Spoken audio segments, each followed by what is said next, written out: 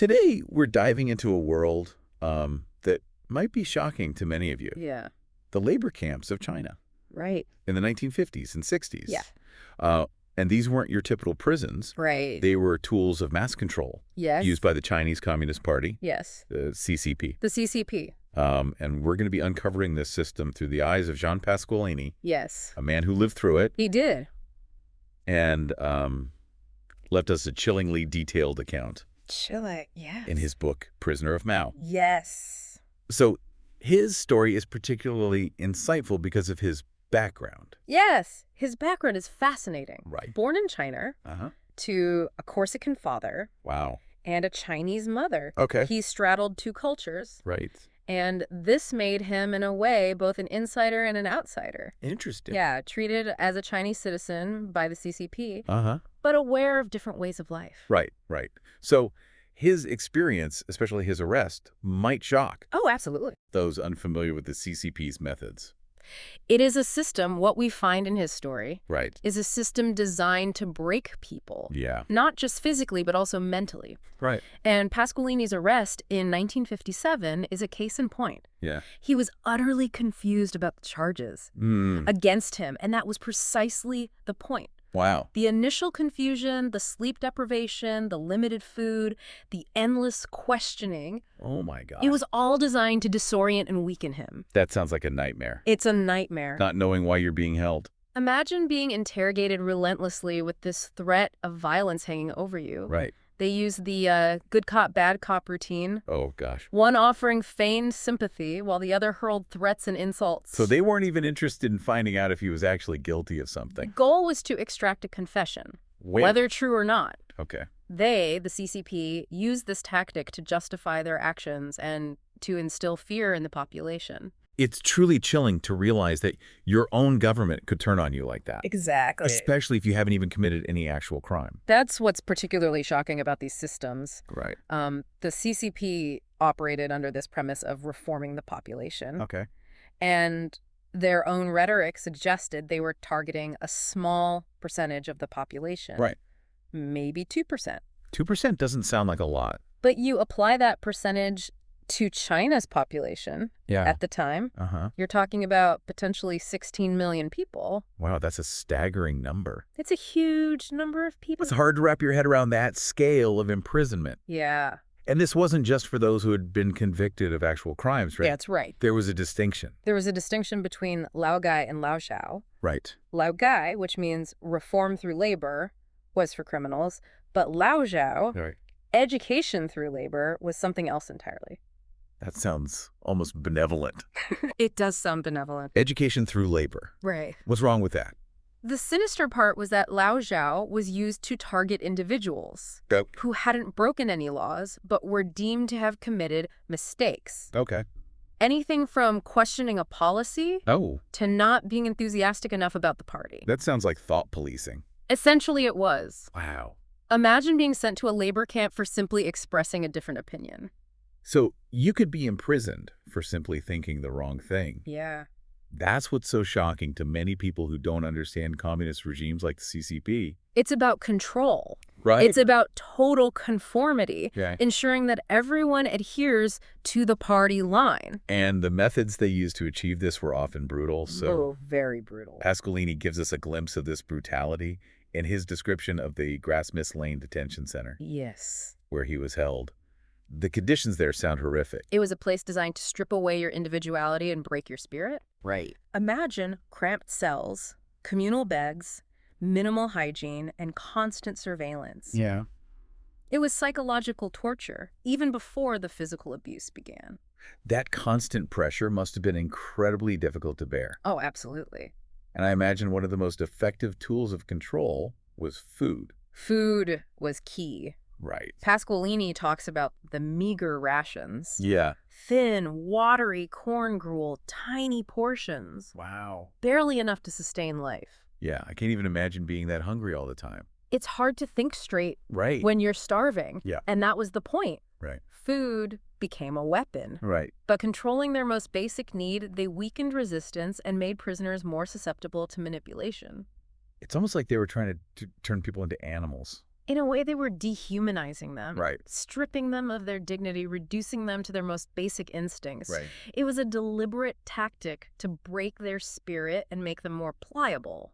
But it wasn't just about physical control. No. The CCP also had a system of indoctrination in place. They did, absolutely. Right. Daily study sessions, where prisoners were forced to memorize communist propaganda and criticize themselves and others for any perceived deviation from the party line. Wow, it sounds like something out of a dystopian novel. It does. Yeah.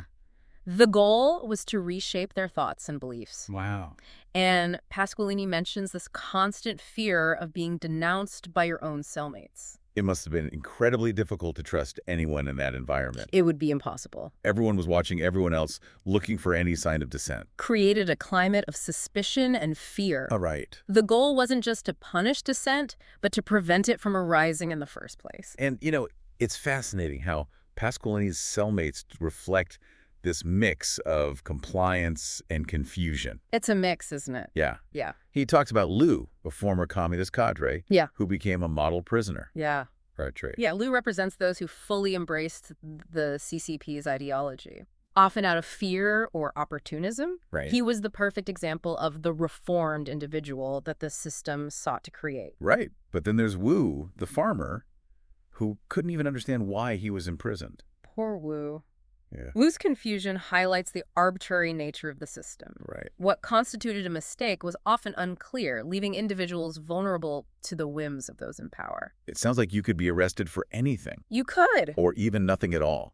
Absolutely. And then there were the infamous struggle sessions. Can you Yeah. tell us a bit more about those? Oh, the struggle sessions. Yeah. Imagine being dragged before a crowd and subjected to hours of humiliation and verbal abuse. Wow. Your crimes, real or imagined, would be shouted at you, and you'd be forced to confess and beg for forgiveness. It sounds incredibly degrading. It was designed to be. Wow. The point was to break a person's spirit, Right.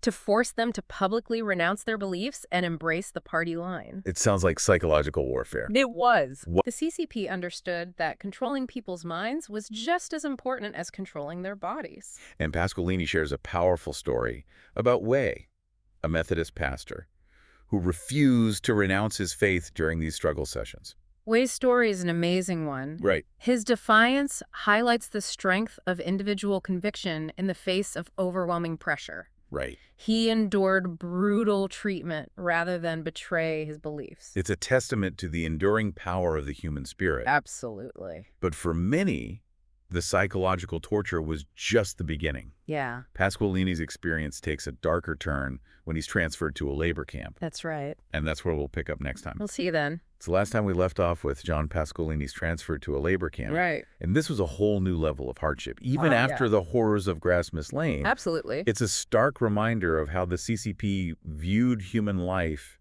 as, expendable. Expendable. Their pursuit of ideological purity. Yeah, yeah. So the journey to Qinghe State Farm was brutal in itself. Brutal. Pasqualini describes a desolate landscape, endless fields. Just vast emptiness. Right, stretching toward a horizon Right?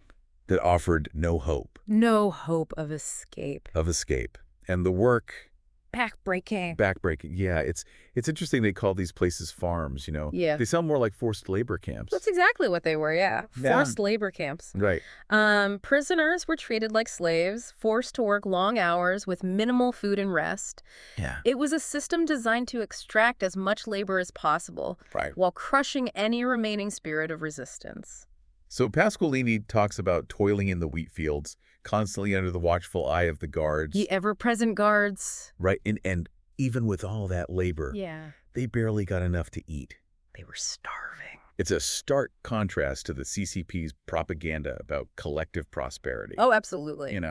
The reality for these prisoners was constant hunger, exhaustion. And fear. Right. And that ever-present threat of punishment. Constant threat. Right. Failure to meet quotas meant beatings, solitary confinement. Or worse. Or worse. Yeah. And remember, Right. many of these prisoners were there for simply expressing a different opinion or making a mistake in the eyes of the party. A mistake. So, It's a system that thrives on fear, right. Wanted people to be too terrified to even think about questioning their authority.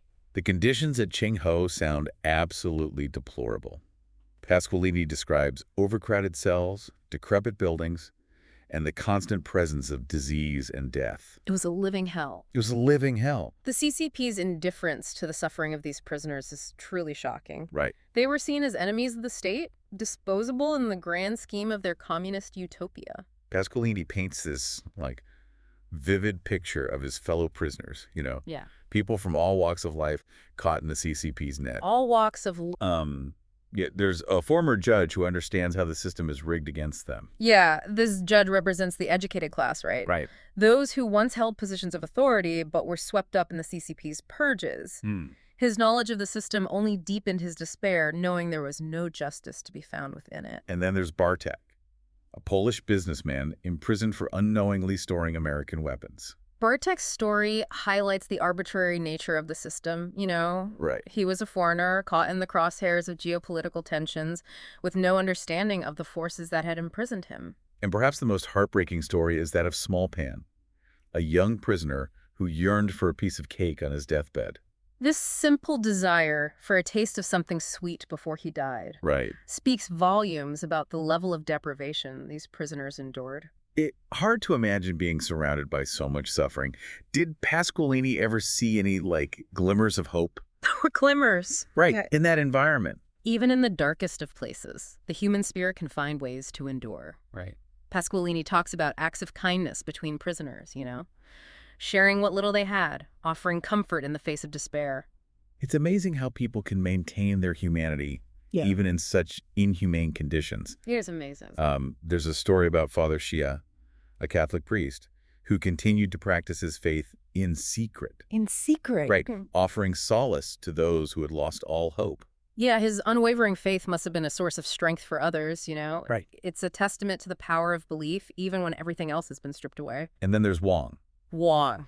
the prisoner who refused to be broken. Yeah, Wang embodies that spirit of defiance, the refusal to let the system crush his soul. Right. He represents those who, even in the face of overwhelming odds, clung to their individuality and their principles. Did anyone find ways to, cope with the psychological stress? I mean, the constant fear, the uncertainty. It must have been overwhelming. Must have been overwhelming. Pasqualini tells a story about Chin, a prisoner who found solace in humor and gratitude. He found ways to laugh, to appreciate the small joys that still existed even in that horrific environment. It's incredible that he could find anything to be grateful for in such a place. It is incredible. It speaks to the incredible resilience of the human spirit. It really does. Yeah. Chin teaches us a valuable lesson, that even in the darkest of times, we have the power to choose how we respond to our circumstances. And then, as if things couldn't get any worse, Right. the Great Leap Forward and the subsequent famine hit China. Catastrophic. This was a turning point, a period of unimaginable suffering Can you imagine? that exacerbated the already horrific conditions in the camps. Absolutely. The Great Leap Forward was supposed to modernize China's economy. Yeah, on paper, it seemed like a good idea. Right, but it turned into this catastrophic disaster, right? It's like one of the biggest man-made famines In history. in human history, a result of disastrous agricultural policies and the CCP's refusal to acknowledge their mistakes. Their hubris Right. was astounding. Yeah. So how did this impact the camps? Well, rations were already meager, Right. but they dwindled even further. Yeah. Starvation became widespread. Right. And desperation gripped the camps. Pasqualini describes foraging for sustenance and horse manure. It's hard to fathom the level of dehumanization these prisoners endured, It's a horrifying image that underscores the utter desperation of the situation. Utter desperation. Right. They were treated worse than animals by the very system that claimed to be building a more just and equitable society. This episode has been quite heavy so far. Mm-hmm. Were there any moments of hope in Pasqualini's journey? Did he ever believe he'd be released? Hope is a powerful force, even in the face of despair. Right. And for Pasqualini, it was the belief in eventual freedom that kept him going. Right. His story is proof that hope can sustain us even in the darkest of times. But how did his release come about? Was it a sudden turn of events? Well, it began with a transfer to prison number 1 in Peking. Okay. The conditions there were significantly better, and he started to believe that freedom might be possible. That must have been a glimmer of light in an otherwise dark tunnel. It was a glimmer, but this glimmer came with a twist. Okay. He was presented with what he calls the lure, the offer of a French passport and potential freedom. Wow. It was a calculated move by the CCP designed to test his loyalty to China. Imagine the pressure of having to choose between freedom and the life you've built Yeah. in a country, even under such difficult circumstances. Right. It's a complex dilemma, Yeah, one that highlights the emotional ties that can develop even in a place of suffering. right. It forces us to question our assumptions about the relationship between captor and captive. So did he choose freedom? He ultimately did, Okay. but it wasn't a simple decision. He describes the bittersweet realization of leaving behind a life in China, the country of his birth, the place where he'd endured so much. But before we delve into his final days and eventual release, Right. I think it's important to pause and reflect on what we've learned so far. Absolutely. You know, it's a stark reminder of the human cost of totalitarian regimes. Yeah. The suffering inflicted in the name of ideology. Very high cost. It's hard to believe that one person could endure so much. It's really remarkable. Makes you wonder what happens to a person's soul Right. after going through something like that. Well, Pasqualini's story is a testament to the resilience of the human spirit, Right. but also a cautionary tale about the dangers of unchecked power. Right. The CCP's system Yeah. was designed to crush dissent, Right. to mold individuals into, obedient cogs in the machine of the state. Yeah. And, it's a system that continues to exist in China today, Right. albeit in a more subtle form. Right. The surveillance, the censorship, the control over information, it's all still there. What's particularly concerning is how the CCP has used technology to enhance their control. Oh, absolutely. Right. Facial recognition, social credit scores, internet censorship. Right. It's a level of surveillance that would have been unimaginable Yeah. in Pasqualini's time. It's like something out of a dystopian science fiction novel. It is. But it's real. It's real. And it's happening right now. It's happening now. And the CCP's influence extends far beyond China's borders. Right. They're actively trying to shape global narratives, suppress criticism, Right. and silence those who speak out against their human rights abuses. It's a sobering reminder It is. that we can't take our freedoms for granted. We can't. And we need to be aware of these threats and stand up for those who are being silenced. Absolutely, we have to. Pasqualini's story is a call to action. It is. It's a reminder that we must never forget the human cost of totalitarian regimes. The human cost. Right. Yeah. And that we have a responsibility to speak out against injustice wherever it may exist. Wherever it is. So let's get back to Pasqualini's story. Okay. You mentioned he accepted the offer of a French passport. He did. What happened next? Well, his final months in China were filled with a mixture of anticipation and anxiety. Right. He was transferred to Liangshan, Okay. and he witnessed a new wave of prisoners arrive. Oh, wow. Soldiers purged during the Sino-Soviet split. So this shows just how volatile the political climate was in China during this era. It was volatile. Even those who had served the state faithfully Right.